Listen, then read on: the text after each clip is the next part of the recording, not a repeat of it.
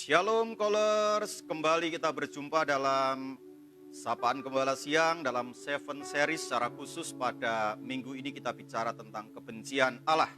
Nah, sekali lagi saya mau mengingatkan bahwa kata benci merupakan gaya bahasa antropomorfisme yang menggambarkan Allah seperti manusia sehingga kita mudah memahami apa yang dimaksudkan oleh para penulis kitab. Nah, yang pertama, kemarin kita sudah bahas, atau Bapak Gembala sudah bahas, yang pertama adalah Allah membenci perceraian. Karena apa? Karena mengakibatkan anak-anak broken home, bahkan yang luar biasa sangat bisa menjadi, atau anak-anak ini menjadi monster. Padahal keluarga dibentuk untuk menghasilkan karakter ilahi atas anak-anak. Dan perceraian sesungguhnya yang kedua menampakkan ketidakdewasaan pasangan. Kenapa? Karena menyerah dengan pembentukan. Padahal justru pembentukan yang terbaik itu ada pada keluarga. Ada pada pasangan yang Tuhan izinkan. Kemudian yang selanjutnya Tuhan juga membenci kepada Esau. Karena apa? Karena menjual hak kesulungan. Ini menunjukkan bahwa Esau tidak memperhatikan perkara-perkara rohani. Kenapa? Karena Esau dengan enteng saja menjual hak kesulungan, tapi justru marah ketika Esau atau Yakub memberikan berkat kesulungan kepada Yakub.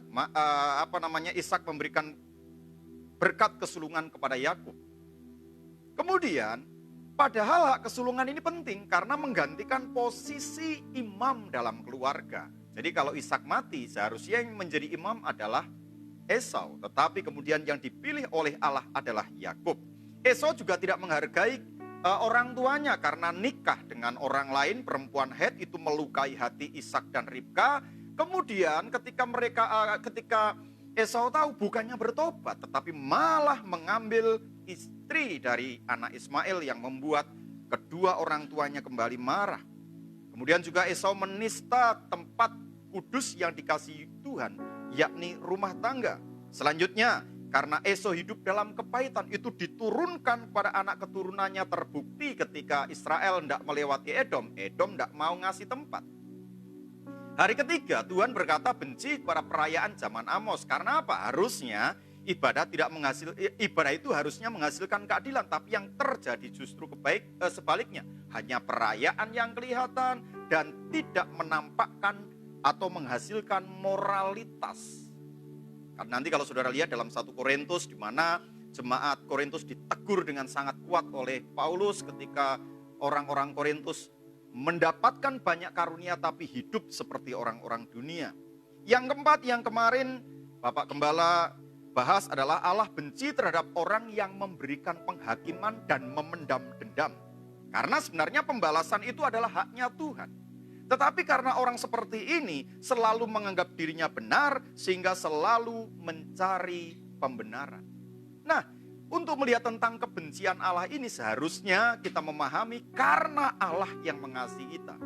Yohanes pasal 3 ayat 16 berkata begini, karena begitu besar kasih Allah akan dunia ini, sehingga ia telah mengaruniakan anaknya yang tunggal, supaya setiap orang yang percaya kepadanya tidak binasa, melainkan beroleh hidup yang kekal. Jadi karena kasihnya itulah, maka Allah menginginkan, atau Allah sudah menyelamatkan kita, dan Allah tidak menginginkan kita yang diselamatkan itu jatuh dalam berbagai-bagai hal. Hari ini kita berbincang secara khusus tentang kesombongan.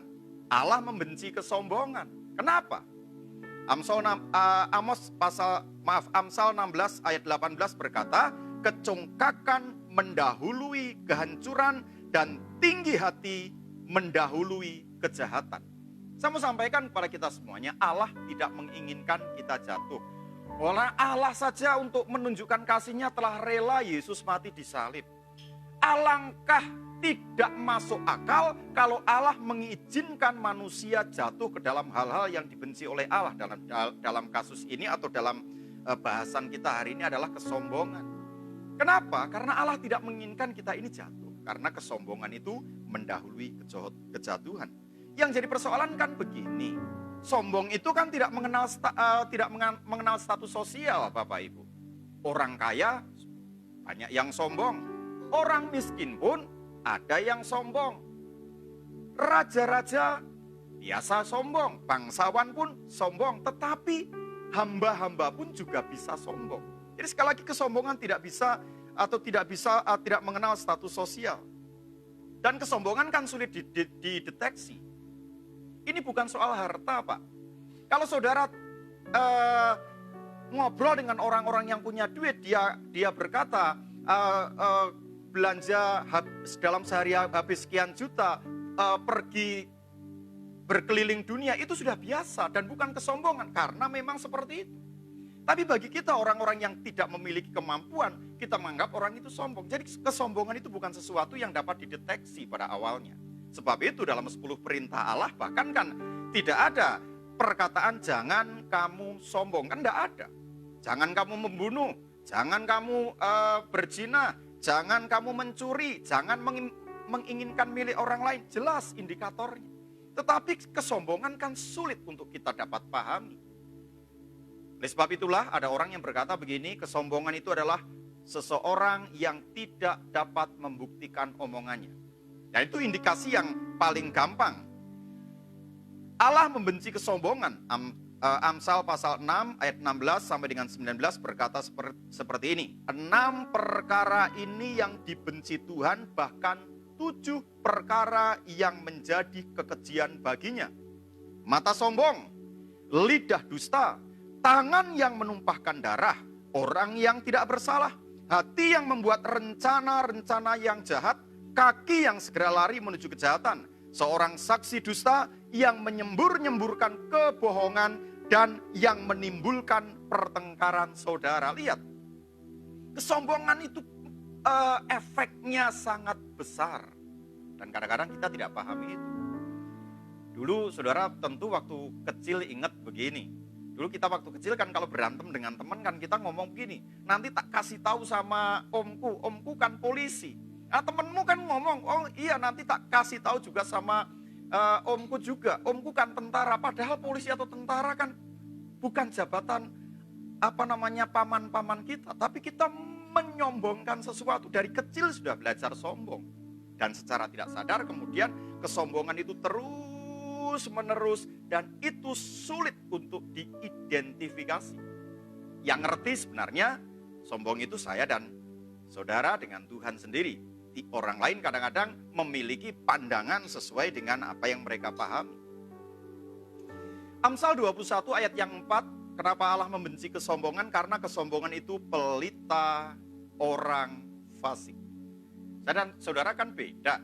Mazmur berkata, Mazmur pasal yang 119 ayat 105 kan berkata, pelita kita kan firman Tuhan. Tapi pelitanya orang fasik kan kesombongan. Rasanya kalau memperlihatkan sesuatu yang lebih kepada orang lain itu kan merupakan kebanggaan. Dan ini Amsal pasal yang ke-6 tadi memberikan sebuah hal yang panjang, bahkan kesombongan itu bisa merusak persaudaraan. Karena apa? Karena kesombongan itu kan berbicara tentang harga diri. Oleh sebab itulah Bapak Ibu yang saya kasih dalam nama Tuhan Yesus Kristus, mari kita menjauhi kesombongan, karena orang yang sombong itu minimal lupa. Ada 3 hal. Yang pertama, lupa pada diri sendiri. Yaitu lupa dari mana dia berasal dan lupa kemana kita akan pergi. Lupa bahwa kita tidak memiliki kuasa atas hidup kita. Dan karena kesombongan itu akan membuat kita melakukan segala sesuatu yang seharusnya baik, benar, tulus, kita tidak melakukan dengan tulus. Karena apa? Karena harga diri kita, Pak. Begini loh, orang yang sombong itu kelihatannya nolong orang, tapi kan tidak dikerjakan dengan tulus, ada pamrihnya. Orang berkata, aku melayani Tuhan tanpa dibayar, aku melayani Tuhan tanpa mengharapkan dijemput sama sana sini. Tetapi pada dasarnya kita sedang mengatakan, nih loh, aku bisa melayani Tuhan dengan caraku seperti ini. Pak, itu kesombongan. Saudara bisa nolong orang, tetapi dengan ketika tidak tulus, saudara bisa ngomong sama orang lain, tuh kalau tidak aku yang nolong siapa lagi. Kesombongan itu berbahaya bagi kita. Dan yang bisa mengidentifikasi sekali lagi, kita sendiri dengan Tuhan.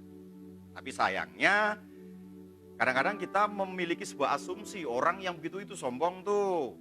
Padahal sekali lagi belum tentu, karena kesombongan tidak dapat kita identifikasi dengan baik dan indikatornya pun tidak jelas. Sehingga sekali lagi, perintah Allah dalam 10 perintah Allah tidak pernah berkata, jangan kamu sombong. Ini penting. Nah, mari saya mengajak kepada kita semuanya, Bapak Ibu, untuk melakukan segala sesuatu dengan tulus. Karena itu menunjukkan saudara rendah hati di hadapan Tuhan. Selain lupa pada diri sendiri, orang seperti ini juga lupa pada orang lain. Lupa pada posisi dan eksistensi orang lain. Karena kesombongan itu kemudian menghapus kebaikan orang-orang kepada saudara. Saudara bahkan berpikir, saya juga mampu melakukan itu.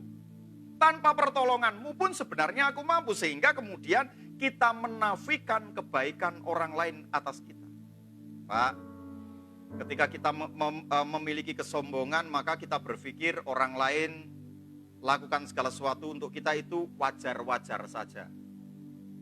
Padahal kalau kita mengerti bahwa orang lain lakukan itu karena mengasihi Tuhan, maka kita tidak dapat membanggakan diri kita sendiri.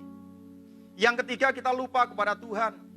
Lupa bahwa Tuhanlah yang memegang eksistensi dan kuasa atas diri kita. Karena kesombongan membuat seseorang tidak menghargai anugerah.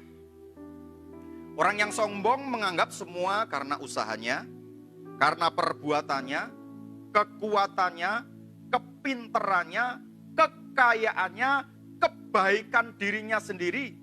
Ia lupa bahwa segala sesuatu itu adalah kasih karunia Tuhan. Dosen saya, Pendeta Jonathan Trisna, pernah memberikan sebuah pemahaman bagi kami, mahasiswa teologi, sangat sederhana. Beliau bilang begini, kita bisa menggerakkan jari ini saja. Kalau bukan anugerah Tuhan, kita tidak bisa menggerakkan jari. Coba bayangkan kalau Tuhan tiba-tiba membuat otot-otot saudara tegang, jari saudara tidak bisa digerakkan. Saudara mau berobat kemanapun, rasa-rasanya sia-sia. Sehingga kalau kita ngerti hal itu, kita bernafas hari ini pun, itu karena anugerah Tuhan. Pandemi yang baru saja, yang saat ini kita sedang hadapi kan membuktikan itu.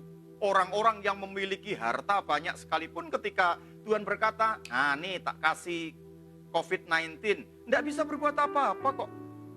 Bahkan kalau kita lihat sekarang kan COVID-19 atau penderita COVID-19 dianggap sebagai penjahat, Pak. Di sini tidak diterima, di sono tidak diterima, di sini diasingkan, di sono dimarginalkan. Itu kondisinya, padahal mereka sebelumnya dihormati. Bahkan beberapa pendeta yang menjadi korban COVID-19 itu dikuburnya juga seperti penguburan para orang-orang yang tidak berharga, dikuburkan begitu saja tanpa dihadiri oleh rekan, kerabat, dan lain sebagainya. Kita lihat, ternyata kalau bukan anugerah Tuhan, kita tidak memiliki sesuatu yang dapat kita banggakan. Nah kemudian, kesombongan juga menghapus semua kebaikan yang Tuhan berikan. Apa yang dikatakan oleh orang Farisi ketika dia berkata begini, aku berpuasa 2 kali seminggu, memberi 1/10 dan sebagainya. Tujuannya untuk apa? Untuk membuktikan bahwa dia melakukan kegiatan dan dia layak untuk menerima apa yang saat itu dia terima. Bukankah ini juga yang sedang kita kerjakan? Pelayan-pelayan Tuhan, dengar. Saudara seringkali membanggakan aku sudah melayani Tuhan. Saudara yang ngasih perpuluhan, dengar. Saudara membanggakan aku sudah ngasih perpuluhan ini, itu. Jadi kalau diberkati Tuhan, itu wajar. Saya mau sampaikan kepada kita semuanya, orang Farisi justru kemudian ditundukkan oleh Tuhan. Ingat, segala kebaikan jika dikerjakan dengan kesombongan, itu sesungguhnya sia-sia. Makanya Tuhan ngomong, aku benci dengan kejahatan. Aku benci dengan kesombongan. Dengan mata yang sombong, dengan hati yang sombong, Tuhan benci. Bahkan kalau kita baca dalam Amos pasal 6 ayat 8 ngomong begini, Tuhan Allah telah bersumpah demi dirinya. Demikian firman Tuhan, Allah semesta alam. Aku ini keji kepada kecongkakan Yakub dan benci kepada purinya. Aku akan menyerahkan kota serta isinya. Perhatikan, Tuhan dalam kitab Amos pasal 6 ayat 8 bukan lagi ngomong benci kepada kecongkakan Yakub, tapi ngomong keji. rasanya benci dengan keji itu beda. Keji itu levelnya di atas benci. Contohnya begini, orang bisa membunuh karena benci. Kita ingat peristiwa sianida kemarin itu kan membunuh dengan cara perlahan-lahan, lalu kemudian dia mati. Tetapi kalau kita dengar berita telah terjadi pembunuhan secara keji, apalagi mutilasi, itu biasanya didasari karena benci.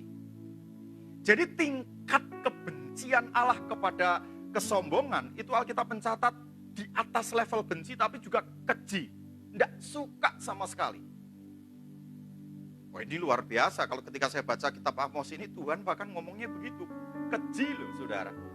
Sebab orang bisa membunuh karena benci, tapi kalau orang membunuh secara keji itu pasti karena kebencian. Jadi kalau saudara memiliki kesombongan, saudara bisa melakukan hal kekejian seperti ini. Dan itu juga menjadi kekejian bagi Tuhan. Mengapa saudara? Karena dasarnya jelas. Yohanes pasal 3 ayat 16 yang sudah kita baca, karena begitu besar kasih Allah kepada dunia ini sehingga ia mengaruniakan putranya yang tunggal supaya yang percaya kepadanya tidak binasa melainkan hidup yang kekal. Demi kita bisa hidup kekal, Allah turun ke dunia. Demi kita bisa menikmati hidup kekal, Kristus rela disalibkan, menderita sedemikian rupa. Lah, kalau kita sudah diselamatkan, kemudian kita jatuh ke dalam kesombongan, kesombongan mendahului kehancuran. Sementara Allah menginginkan kita masuk dalam kekristenan, lalu terima berkat. Loh, kok terima kehancuran? Makanya Allah ngomong, aku benci, aku keji dengan kesombongan. Tidak menginginkan orang yang percaya Tuhan itu mengalami kekejian. Bapak Ibu yang saya kasih dalam nama Tuhan Yesus Kristus. Sekali lagi, Allah tidak menginginkan kita mengalami kejatuhan. Sehingga sangat keras untuk orang-orang yang sombong. Sebab itu, lawan kata dari kesombongan kan kerendahan hati. Kerendahan hati dalam bahasa Latin memakai kata humilitas. Kata ini berasal dari kata humus. Kalau saya ngomong humus, saudara langsung tahu itu tanah, Pak. Tanah yang subur itu humus itu. Artinya ketika bahasa Latin memakai kata humilitas, kita diizinkan Allah, diinginkan Allah untuk memiliki sebuah kerendahan serendah-rendahnya karena Allah ingin memberkati kita. Seseorang yang mau merendahkan hati adalah mereka yang menyadari asal-usulnya. Dari mana kita berasal? Dari tanah, Pak. Bahkan Kejadian kan ngomong edas. Memakai kata itu, edas. Sebutir debu. Sebutir debu itu apa sih, Pak? Nggak memiliki arti. Saudara, ruangan sebersih apapun tetap aja itu namanya debu. Dan debu itu kadang-kadang nggak dicari, nggak dibutuhkan, Pak. Tetapi Tuhan yang mengasihi kita, karena karena kasih Tuhan kepada kita, maka kemudian menjadikan yang sebutir debu itu loh, Pak, menjadi manusia seperti saya hari ini, seperti saudara yang bernafas, yang bisa cari duit, yang bisa menghasilkan kekayaan, yang bisa membahagiakan banyak orang, yang membuat hartamu bisa saudara bagi-bagi karena saudara mengenali dirimu bahwa saudara adalah orang yang seharusnya memuliakan Allah karena kita ini hanya sebutir debu. Kan jadi lucu kalau kita merasa bahwa kita merasa hebat, kita merasa kuat, padahal Tuhan berkata kamu hanya sebutir debu. Dan karena kasih itulah kemudian kita bisa mengenali diri kita sendiri. Karena perendahan hati, pengendalian diri, kerendahan hati itulah kemudian yang membuat kita bisa diberkati oleh Tuhan. Petrus berkata dalam 1 Petrus pasal 5 ayat 6, karena itu rendahkanlah dirimu di bawah tangan yang kuat. Yang kuat bukan saudara, Pak. Yang kuat itu Tuhan. Nah, Alkitab melanjutkan perkataan begini, supaya kamu ditinggikannya pada waktunya. Jadi kalau kita merendahkan diri di bawah tangan yang kuat, kembali kita tidak lupa kepada pengenalan kita akan Allah, kita tidak lupa akan Tuhan, maka pada saatnya, enggak saat itu juga, pada saatnya Tuhan akan meninggikan saudara. Ini kan destiny kita, ini kan panggilan kita, bukan untuk terima kejatuhan, tetapi untuk terima berkat. Bukan untuk terima kerusakan, tetapi untuk terima kebaikan. Bukan untuk direndahkan, karena Tuhan benci dengan orang yang congkak.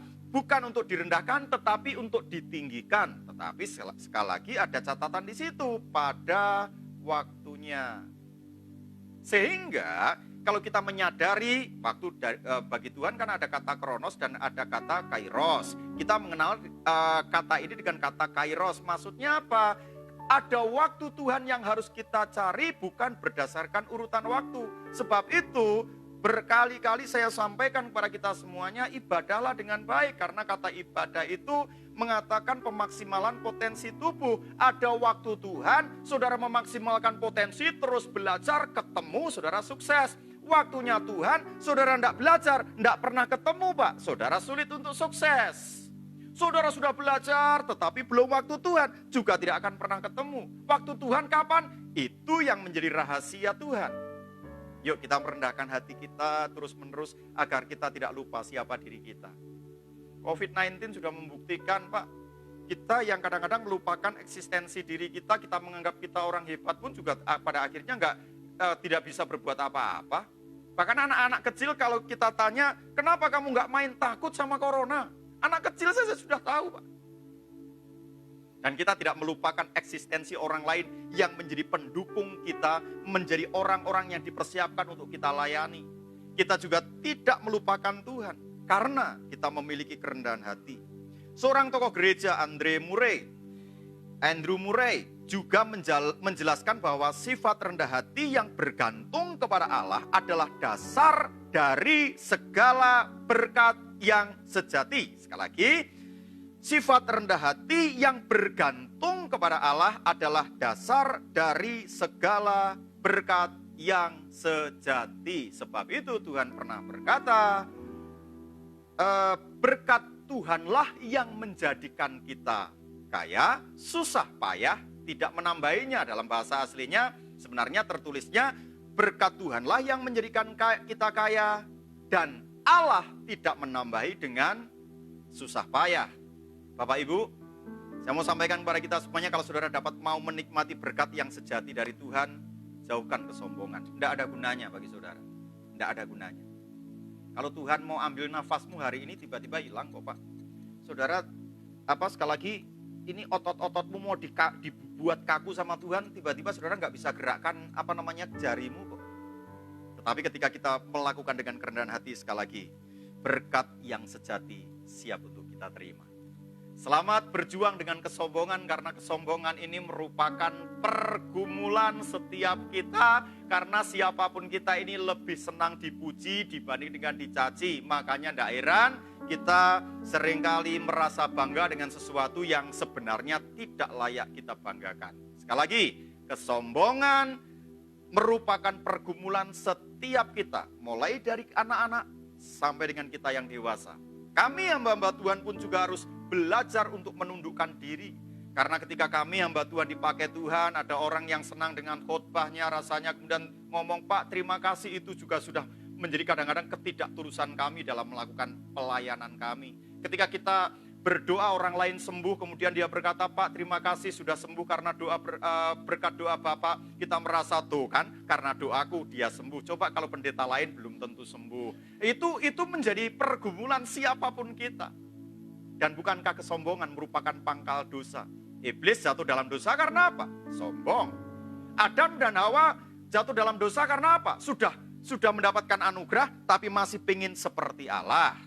Dan banyak hal yang lain, termasuk manusia Babel, itu juga jatuh karena kesalahannya. Baik, selamat berjuang sekali lagi dalam untuk mengatasi kesombongan. Dengan cara bagaimana? Rendah hati, tundukkan kepala. Dan biarlah Tuhan, kami bukan bagian dari orang-orang yang Tuhan benci. Bukan bagian dari sifat yang membuat Tuhan melihat kami sebagai kekejian. Tapi kami mau merendahkan hati kami, karena kami tahu itu adalah pangkal dari berkat yang sejati. Bapa, dalam nama Yesus, hamba tidak tahu pergumulan masing-masing orang, sebab itu Engkau berkata pikul salib, karena masing-masing kami memiliki salib, dan kami harus menyangkal diri kami, masing-masing memilikinya. Hamba berdoa dalam nama Tuhan Yesus Kristus, pengurapan kekuatan Allah nyata atas hidup setiap kami, sehingga kami dapat melakukan perkara-perkara ajaib. Dalam nama Yesus, haleluya. Amin. Saya sampaikan sekali lagi, nanti malam sapaan call malam akan ketemu dengan Bapak Pendeta Tri Yuliarso, tetapi lewat tapping ya, jadi sudah YouTube, saudara akan diberikan linknya. Nanti langsung masuk dalam channel Pendeta Mesak Alexander dan ketemu dengan Pendeta Tri Yuliarso. Saya berharap kita tetap semangat untuk terima firman Tuhan. Lalu kemudian karena PSBB Karawang belum dicabut, maka rencana ibadah kita tanggal 21 akan kita tunda sampai PSBB dicabut. Jadi kalau tanggal 26 nanti dicabut, maka kita tanggal 28 sudah ibadah. Tetapi kalau diperpanjang, ingat, pemerintah adalah utusan Allah, kita harus tetap patuh kepada pemerintah. Jadi batasannya yang ibadah jangan lupa yang pertama, dari rumah sudah sedia masker atau face shield. Kalau saudara tidak punya face shield, gereja menyiapkan dengan mengganti ongkos bagi ibu-ibu yang kerja keras, satu bijinya 10.000, sudah disiapkan, jadi nanti kalau saudara kesulitan, kita sudah siapkan face shield-nya. Lalu kemudian jangan lupa begitu nyampe ke gereja, saudara langsung cuci tangan, kita siapkan. Ada 2 tempat nanti untuk cuci tangan, di depan geraha dan di depan gereja.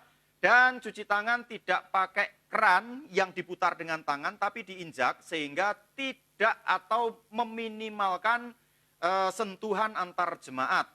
Yang ketiga, saudara akan dilayani dengan termogan. Ya, namanya termogan ya, betul ya. Nanti yang suhunya di atas 37,3, mohon maaf. Untuk kebaikan kita bersama, saudara sebaiknya ibadah di rumah karena kita masih ada live streaming ibadah jam 8 dan jam 9.30. Sebaiknya minggir dulu, tetapi memberikan kesempatan bagi kita untuk ibadah dengan lebih baik. Kemudian usia dibatasi, nanti saudara masuk, ruangan akan dibuat, kursinya sudah disiapkan, saudara masing-masing duduk di kursi, nanti saudara ambil warta sendiri, persembahan dimasukkan ke dalam kotak yang sudah disiapkan. Kapan Pak? Boleh sebelum ibadah, boleh setelah ibadah. Jadi tidak ada persembahan dalam ibadah liturginya, tapi saudara bisa langsung membawa ke belakang. Kemudian nanti setelah selesai doa berkat, setelah nyanyi, maka urutan yang paling belakanglah yang pulang duluan. Jadi begitu, sehingga tidak ada sentuhan antar jemaat. Begitu nyampe di depan, tolong jangan banyak ngobrol, tapi langsung pulang, karena setengah jam kemudian tempatnya akan dipakai kembali, artinya ada hilir mudik, kegiatan keluar masuk dari jemaat. Kemudian juga jangan lupa Bapak Ibu, ketika saudara ibadah, saudara harus daftar, dan 2 kali tidak sesuai daftar, saudara mungkin harus kembali. Baik, itu yang dapat saya sampaikan. Batasan usia. Hanya usia 13 sampai dengan 64 tahun, itu pun di luar yang tidak memiliki penyakit bawaan. Ya, itu yang dapat saya sampaikan. Semangat terus, dan biarlah nama Tuhan dipermuliakan. Shalom, Tuhan memberkati kita semua.